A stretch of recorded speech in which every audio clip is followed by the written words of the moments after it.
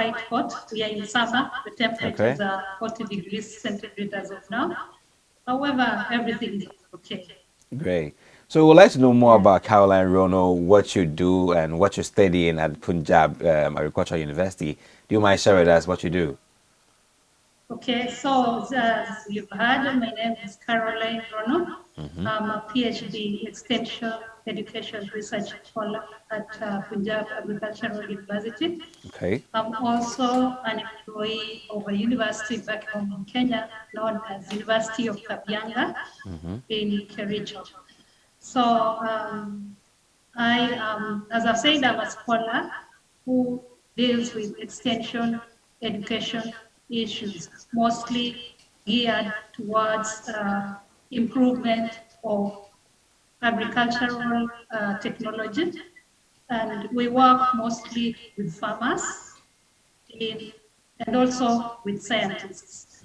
So basically, as an extension education, I provide the link between the scientists, like those who specialize in engineering, those who specialize in agronomy, and I provide a link between them and the farmers out there in the field. So my process is more like a communicative kind of linkage, whereby I help to interpret what the scientists say with their lingo, the scientific language, to become better understood by the ordinary farmer. Great. And then once the technology is passed to the farmers, I also help transfer the farmer problems to the scientists so that they can also provide solutions. Great, great, great. So, I mean, that's an amazing role you're playing in the agricultural value chain, and that is splendid. So, so that's an amazing role you're playing in the agricultural value chain, and that's splendid right there. Yeah, so let's also move into our main discussion for today, being an African, someone of African descent, and also finding yourself in India at the moment. To the main discussion, how we can transition African diaspora graduates into the African setting. You know, many Africans get the opportunity to go overseas to study, and know the rich packages of scholarship and all that, and the kind of systems they get exposed to. Now repatriating back, or now coming back to the soil to where you form, to now transfer the same knowledge you went to acquire, becomes a problem. So now let's start with the main challenge.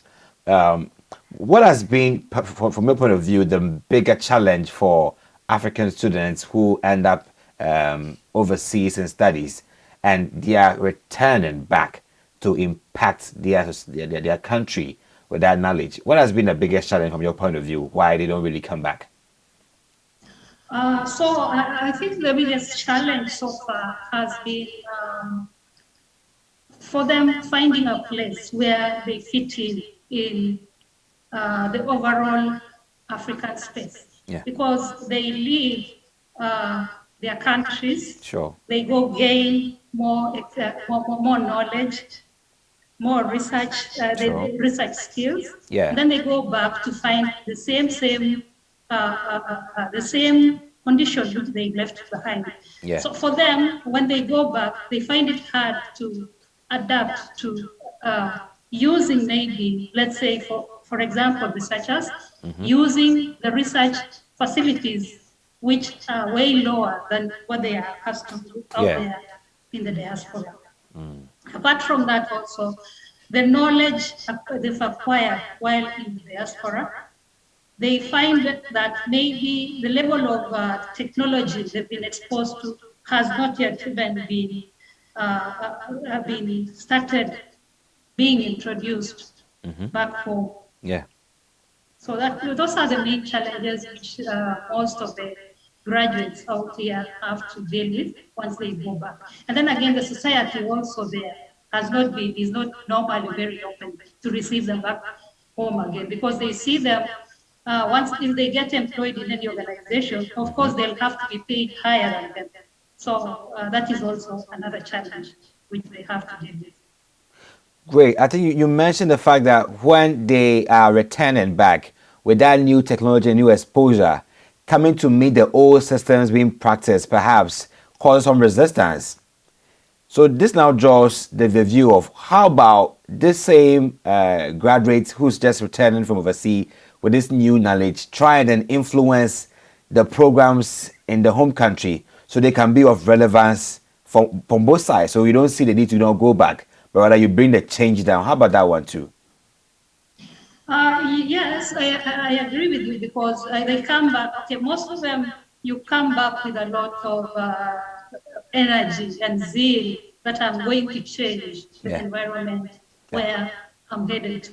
Unfortunately, you find systems which are already established and the way we do things in quotes back home. So you see, changing, it's easier for the systems to change than for an individual now to change the systems.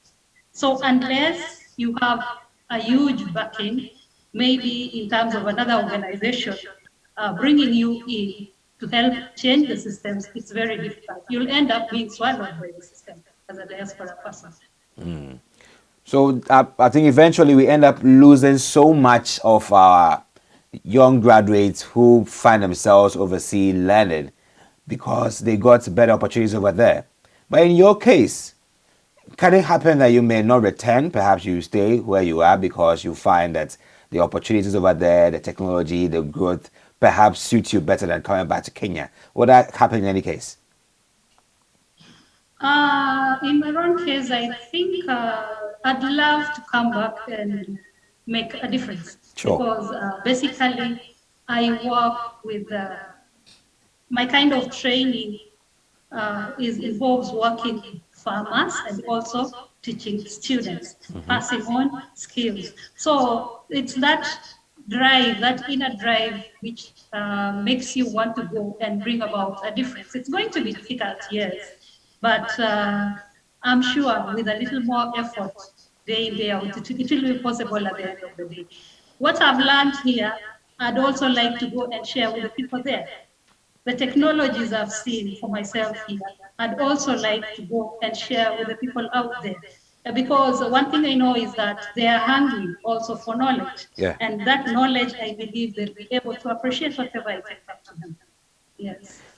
But from your perspective, Africa has lost so many graduates to overseas university institutions because of some situations. Perhaps they weren't able to come back. Brain drain has affected us a lot in terms of losing so much of our human resources. What do you think perhaps are the incentives out there that we are not producing or providing for our graduates here in this country, in our continent, basically?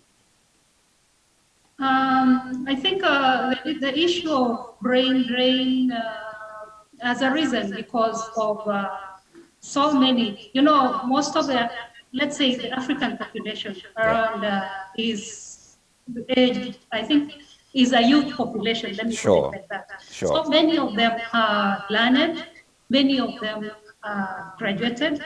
So the governments have not been able to create enough jobs for them. So definitely they'll have to head out for more opportunities.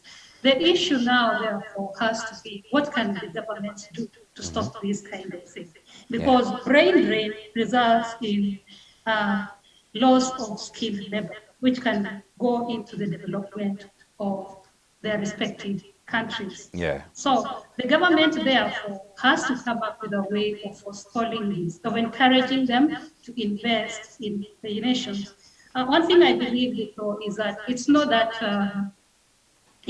these young people willingly leave to go to the diaspora archives, even though maybe some of them do, but the bigger percentage, I believe, if given the right opportunities and if given the right environment, they can choose to create wealth in their own nations. So it has to be upon the government now to see what it can do to harvest that potential. So you admit that high rates of unemployment are also contributing factors to the loss of the skilled labor that we are facing in our continent, right? Yes, yes, yes. There is the high issue of high rate of unemployment. Like I say, we have a very young population which is graduating from college. And then the government, I believe, the statistics say it's between 12 to 15 million annually who are ready for the job market.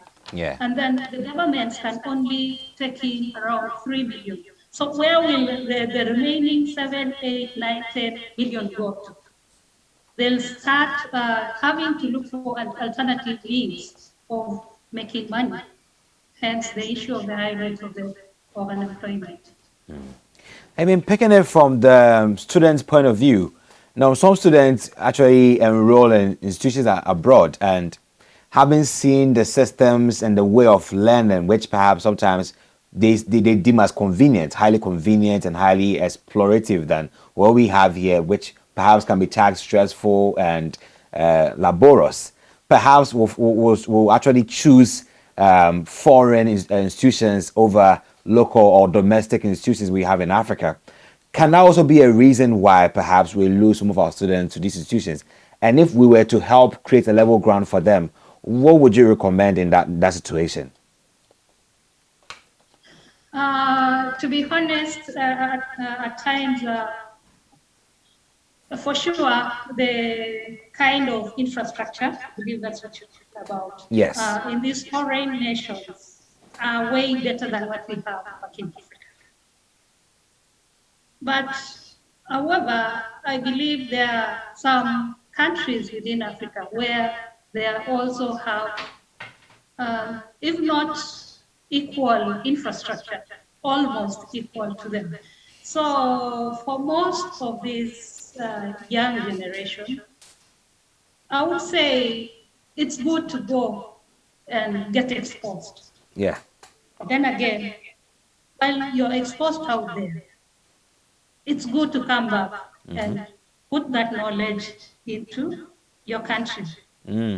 It's good to go and experience the research facilities out there, because most of the researchers say whatever research facilities which are out here are of very high quality. They get to use them, and then once you go back, you can create linkages with some of these institutions, and through that now, we can be able to build our own capacities back home in Africa. No, tapping from, just taking it from where you ended.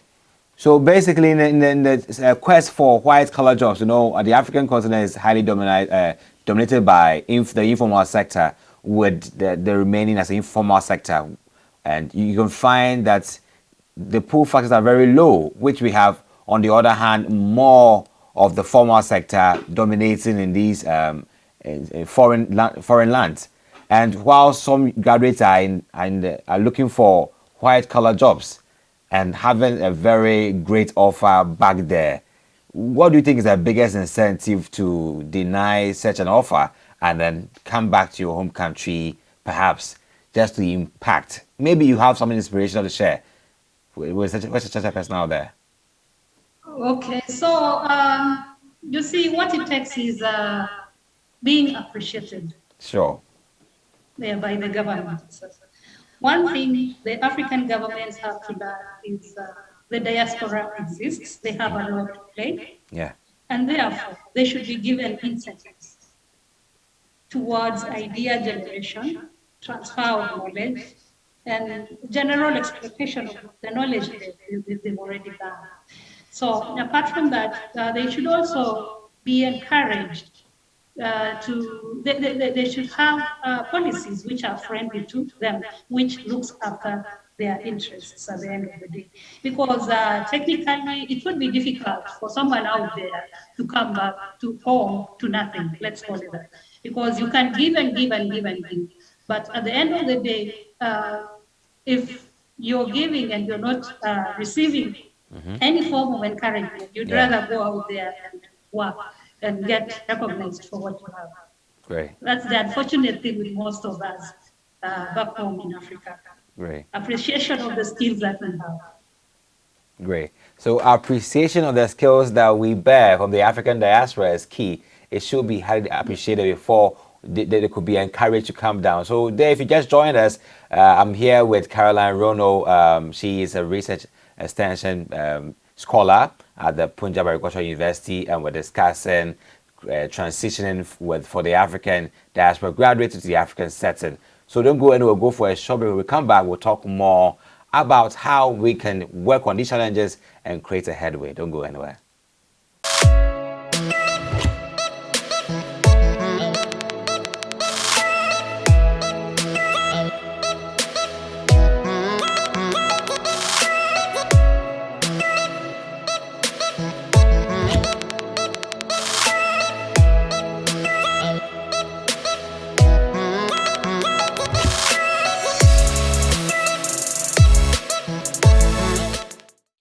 You're welcome back to Diaspora Connect, where we share with you the contributions to the African diaspora. And today I'm here with Caroline Rono, an agricultural extension scholar at the Punjab Agricultural University, and we're discussing transitioning African diaspora graduates to the African setting. And before we went on a break, we're about to talk about the challenges with creating that home ground, that welcoming ground, and that similar ground for the African diaspora and the African space, on how dropping back. So after we've got all the skills, the knowledge, the capacity overseas, now coming back to fit in and operate as if you were back where you were is now a challenge. So we can say the repatriation challenge.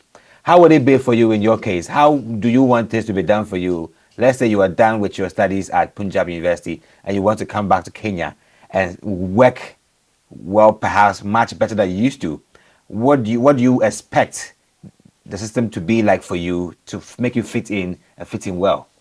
So that's an interesting question. Sure. So basically, what I would expect is that first of all, I say the recognition of my skills. Sure.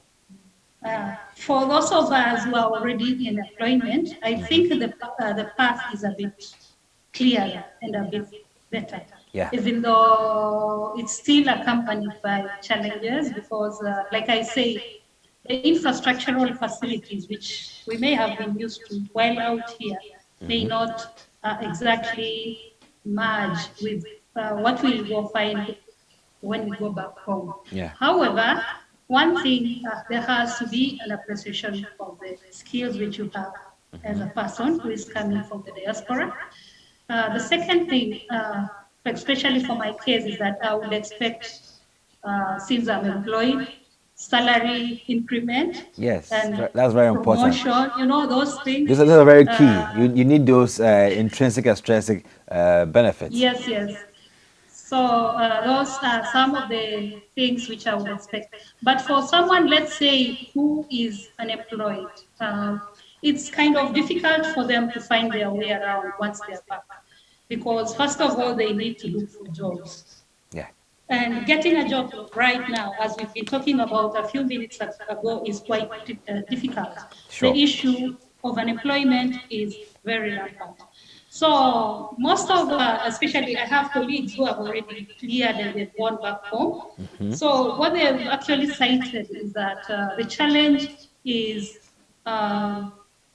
being employed to do exactly what you went to study. Yeah. So they end up putting aside the knowledge which they acquired and do something else. Okay. So at the end of it all, that knowledge becomes obsolete. Okay. So some of them have talked about, if it's possible, they would be fine with even starting their own businesses. They are entrepreneurial anyway. They have entrepreneurial skills. Yeah. So starting some form of businesses would be okay. But then again, the issue of access to finance.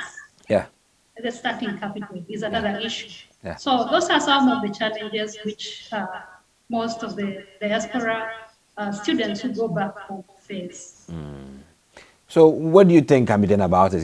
It's a multi-stakeholder approach. I presume that perhaps you can't do this alone. You need the institutions, government, and other stakeholders to also try and lay grounds possibly to help you fit in and fit in well.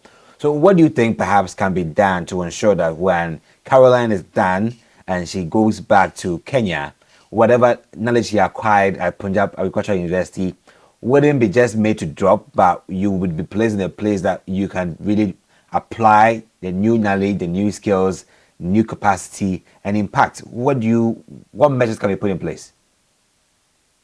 So, as you said, it involves a lot of players. Yeah.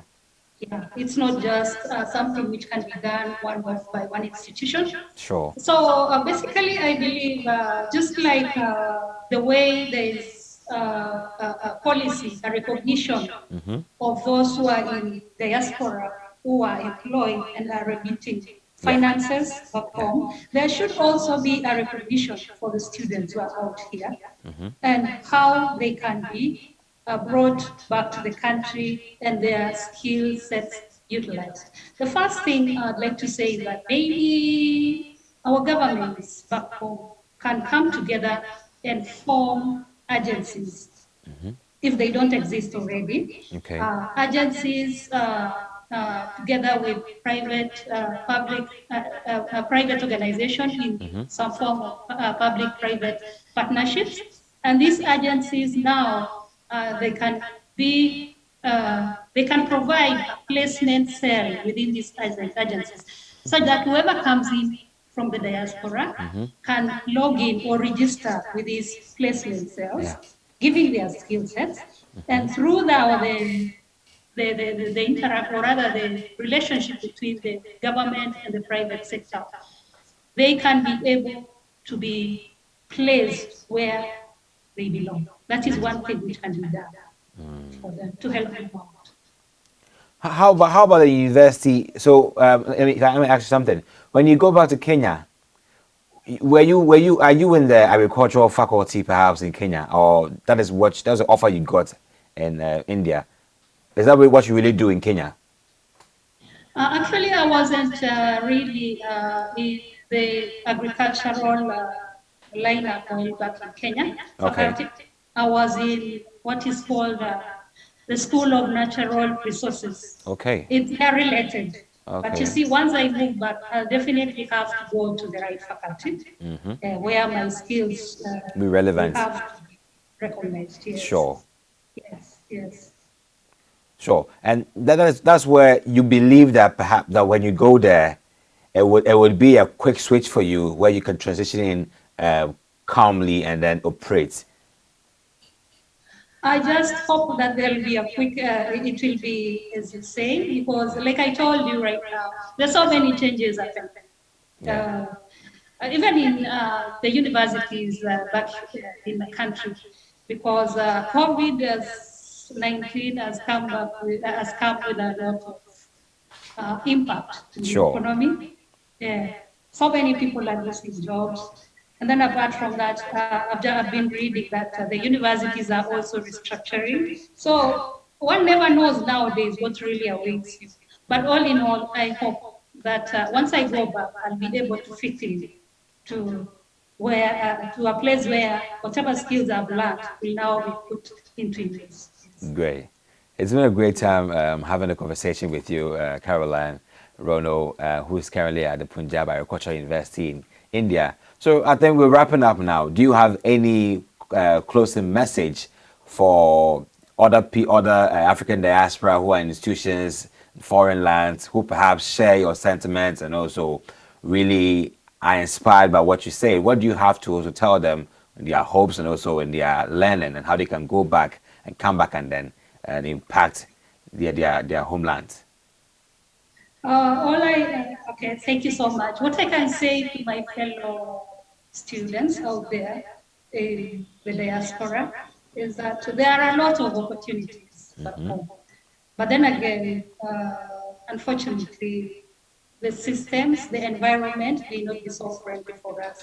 Like I've said, we can also get together and develop a platform which will speak, which will use to air out our issues. And by this I mean that just like the diaspora who are out there, who are living and working out of the countries, they have their own platform whereby they get to express their interests, they get to play a role in the state of their nation. Sure. this big group now of students who are out there, they can also come together in a platform and then also be able to push for policies which are friendly to them.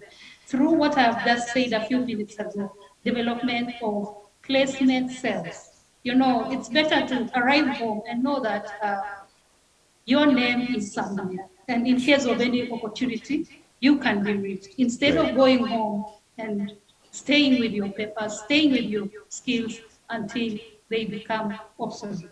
So that is a call out from me now to the other diaspora students out there.